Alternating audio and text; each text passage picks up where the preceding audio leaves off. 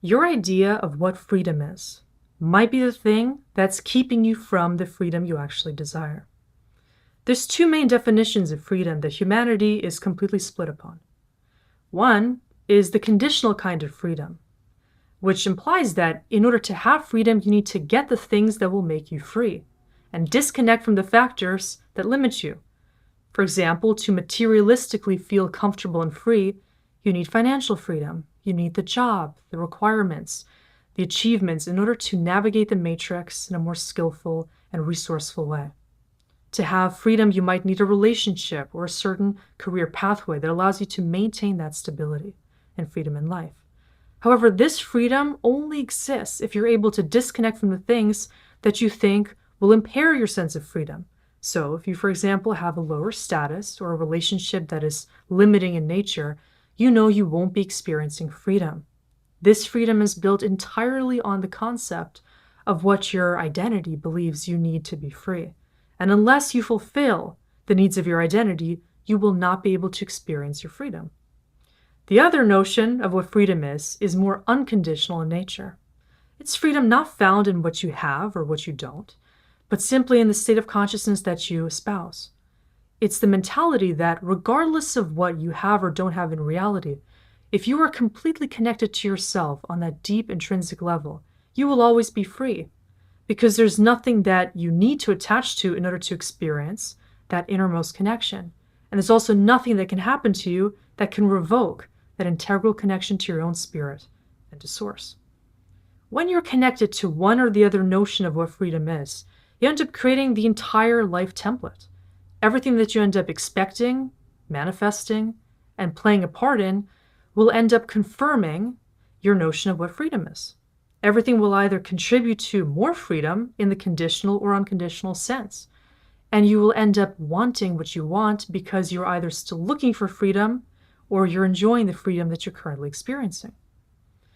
In the former situation, if you're looking for conditional freedom, it's quite likely that there's certain subconscious factors that are ruling your life to the point that you want to escape the oppression you've experienced in your past. You might be associating freedom with the opposite condition of anything difficult or traumatic you've already lived through. That could be, for example, if you didn't experience financial freedom in your early childhood, you're going to want to circumvent the possibility of feeling that lack of abundance and do everything possible to play the role differently, to manifest freedom, to engage yourself in a hyper-independent way, and to take on a more masculine orientation in life to be able to have freedom in that material realm. This can also then revoke your freedom when it comes to your connection to other things. But this part the ego loses sight of, because if you're so focused on achieving freedom from a certain limiting factor, be it not having money, not having love, not having something that makes you feel trapped or lesser than, then you're going to place all your energy and effort into manifesting the greatest possibility of being free from that thing that you want to avoid most in your past.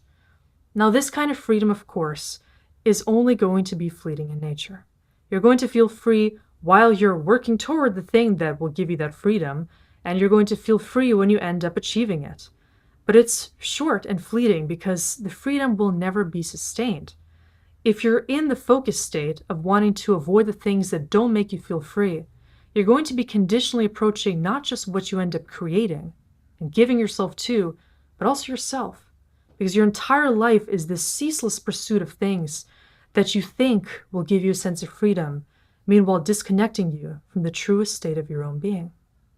This paradoxical quest for freedom actually ends up renouncing your own freedom. Because if you're conditionally living your life in pursuit of what you think you need, you're not even giving yourself the opportunity to be free from those desires. You're always going to desire more, need more. Less won't be more will be more, because if you're in the need of constantly pursuing more, you're going to find that your needs are always superficial. They're going to be egoically catering to the condition that fills the inner voids and makes you feel free relative to certain external conditions.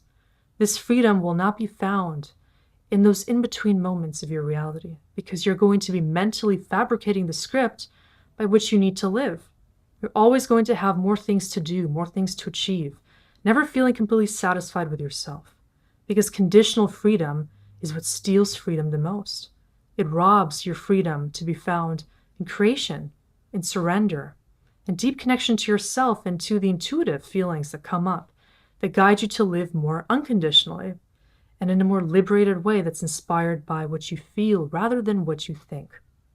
So the alternative to that is espousing freedom through unconditional understanding of what you actually need most. These needs aren't just going to live at the level of what your brain thinks you need.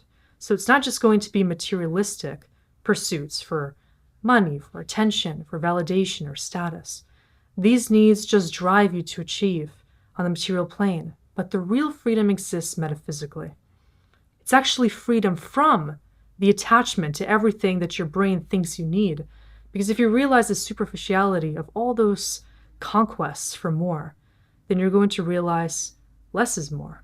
And there's more freedom to be found in stillness, in peace, in inner abundance, and in the freedom from constantly needing to achieve more. Because that's just the narcissistic supply that you can give yourself to cater to your ego's deeper state of emptiness. If you're feeling unfulfilled with yourself at a core level, you won't be able to feel truly free because you won't be able to even sit with yourself and surrender to your own inner world. And the litmus test for this is really just asking yourself, can I feel comfortable with who I currently am in this present moment if I don't have any of these attachments in my life? If you're not constantly doing things, achieving things, trying to connect to more things and people outside of you, what comes of your identity? Who are you at the end of the day when you're not actively pursuing freedom by disconnecting from yourself and you're connecting to all parts of you and everything that's going on internally? How does that really make you feel? Can you experience freedom without anything external that's maybe blindsiding you to avoid looking at the deeper aspects that are coming up for exploration? If you can't fully integrate you and your mentality, your consciousness, your awareness, your feelings, and your intentions, then you're going to end up feeling split. And those internal splits are so uncomfortable that you need to run away from them by seeking external freedom. Instead of trying to understand the basis and the nature of these splits occurring within yourself, you're going to want to find freedom outside of you because you're going to think that if you feel any kind of discomfort, you need to medicate it through outer achievement or by connecting to the things that can provide the solution. This is one of those main misconceptions that's propagated in today's world. Whenever people feel loneliness, discomfort, emptiness, or any feeling of alienation, they want to try to remove that discomfort by fortifying themselves with something found outside of them. They want to achieve the love they're seeking through a connection, a relationship. They want to achieve the feeling of wholeness through physical achievement, through a success, or some kind of a trophy that they can give themselves relative to what they're able to do in the outer reality. Or perhaps you're trying just to be free by preventing your connection to anything that has already happened to you because you don't want to understand what was and what currently is playing out in your emotional state. If you're trying to run away from anything that is currently being experienced within your field, you won't actually feel free because there's no way to run away from or fully evade a natural experience that's surfacing. Whatever's coming up, be it some uncomfortable feeling, a pain point, a trigger, some kind of a failure in your life, or something else that is traumatic and coming up for deeper understanding, must be reconciled. The reason why anything arises is for you to learn how to integrate it. And so unless you choose to sit with the discomfort, understand why it's happening, and choose to forgive yourself for even not choosing to integrate sooner, you're going to feel like you are not free. But what you're actually doing is choosing to limit your own freedom by escaping the need to integrate rather than to sit fully with yourself and to understand the physical condition. So many people these days, both men and women, feel like they are constantly seeking freedom. Freedom from even obligations, new responsibilities, from values, from the need to invest their energy in a permanent partnership or in certain things that would require them to be more devoted and live in greater integrity. However, this need to isolate oneself from the need to connect more deeply and more devotedly to reality indicates that somebody isn't actually feeling free within themselves to create that settled experience. If you're feeling triggered by the need to even associate fully with something, or to be as one with whatever experience you're currently having, then you're not able to understand what is triggering you about the state of devotion. If you're not happy with any one partnership, with any one activity, with anything that you currently are experiencing in your physical field, the need to escape those things indicates that there's deeper physical and emotional discomfort. Maybe you're feeling like you can't fully commit because you're uncomfortable feeling connected within yourself. Maybe you're used to distracting yourself from certain deeper feelings. Or perhaps you feel unworthy of being fully vulnerable and in touch with all parts of you that are being evoked by a certain dynamic, experience, or situation that calls for your full presence in your reality. If you're feeling a need to jump from thing to thing or from situation to situation, then what that's revealing is that you feel a need to be free from the illumination that that experience can provide you. Because every moment in life, every relationship, every job, every interaction, it's revealing what your consciousness is currently experiencing. It's revealing what you've already manifested, what you currently attracted into your life, and by reflection of that, what you currently hold. If you're uncomfortable dealing with what you're currently seeing in the focus of your reality, then you're trying to run away from your own awareness.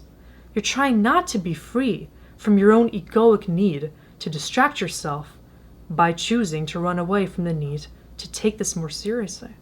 If you're feeling triggered by the revealing truths that come out in different situations or through different people that you attract into your life, think about why it is that you have either limited your freedom to such a degree that you attracted these people that attempt to revoke it even more deeply, or why you're trying to run away from the truth.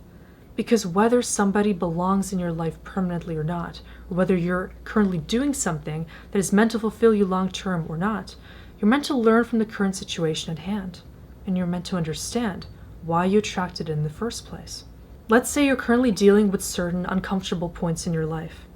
If you're trying to avoid understanding why it is that you attracted that person, place, or thing into your reality, by choosing to avoid the need to feel about it altogether, perhaps using substances to distract yourself, choosing to just remain at a superficial level of understanding, or to blame the other party, or to simply engage in different negative habits, to harm yourself rather than understanding what's causing the pain in this situation, then you're choosing to avoid being free by trapping yourself even more in those different coping mechanisms. The coping mechanisms we take on, they obstruct our freedom to such a degree that we can't even realize we had it in the first place. Because when you get to that point of needing to cope with physical discomfort, you're choosing to drown out your ability to even navigate the situation consciously. You're resorting to the subconscious desire to just shut down, to stay in the shadow, to avoid taking responsibility for what you're currently dealing with, and to escape the feelings, creating this disconnect between your physical body, your mind, and your emotional state, which leaves you feeling even more victimized and stuck, which certainly feels like a condition in which you lack freedom. The notion of free will is triggering to so many people because they just don't see that they can give themselves freedom to navigate life in a different manner. They may not see that they have the ability to free themselves from their own primal instincts, that they don't need to cope in negative ways, that they don't need more relationships, more possessions, more materialistic wins, or anything else outside of them to feel free. Because the ultimate freedom is found in simply surrendering to your own 0 point, to collapsing all of these external attachments and different things that might be creating noise and chaos in your reality, which is really indicating that you're not feeling free within yourself. The freedom that is promoted in today's world very much highlights the Luciferian kind of hedonistic mentality, or an ideology in which personal freedom is found only in doing more and experiencing more to satisfy the self at the level of pleasure, lust, physical needs, a very salacious desire to engulf yourself in more experiences and in more physical joy, so that you don't experience the need to think more deeply and to feel into what your heart is actually intending for you in that present moment. Chronic escapism could feel like freedom from choosing to devote yourself to more feeling and to more understanding. However, that escapism, it's like engaging in a party in which you are using that experience, that loudness, that wildness, to constantly feel absorbed in the situation rather than yourself. The false kind of freedom can be a sense of choosing to drown out yourself and your individualism in a world in which the notion of freedom found in the true self has been diminished, and what people experience through this false sense of freedom is a false sense of knowing themselves, in which the ego ends up thinking It has figured itself out. Meanwhile, the soul has been eclipsed under this egoic illusion. And so if you're feeling called to experience more freedom by avoiding certain things that you know are coming up for deeper evaluation, question why you think you need to tend to your ego's needs, to its avoidance, to its distorted patterns of thinking and being. The ego doesn't actually know what freedom is because its only task is to keep you separate, to keep you safe, to keep you in a space in which you don't need to confront the deeper, more uncomfortable aspects if those are things that have brought you pain. True freedom is not being tempted when you find yourself exposed to these different illusions. Freedom is choosing that you can do the things that allow you to cope with a negative reality. You can choose to get wild in all of this noise of reality. You can choose to engage in substance abuse, in diminishing your free will, in choosing to avoid taking responsibility for your life and for your connection to your highest self.